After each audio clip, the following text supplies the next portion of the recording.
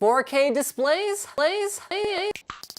Just got affordable. And I'm not talking about those 4K TVs with 30 hertz inputs. I'm talking about single 4K desktop monitors that offer fast enough response times and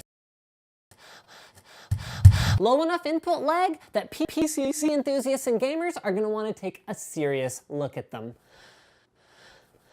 But particularly the budget allocation part of it is not as simple as grabbing that new massive plopping it on your desk and expecting to get the best game experience on it right off the bat.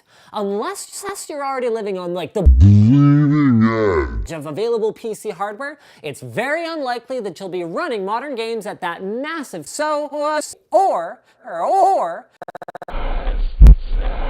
run at a lower resolution and deal with the blurriness and artifacting that exists when running a monitor at anything other than the native res or upgrade.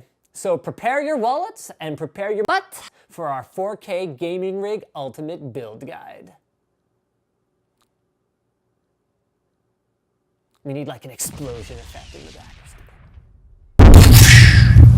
Like all of our build guides, it also all starts with a SAIS-free workstation and anti-SAIS strap. I actually like to keep mine on my ankle to keep it out of the way.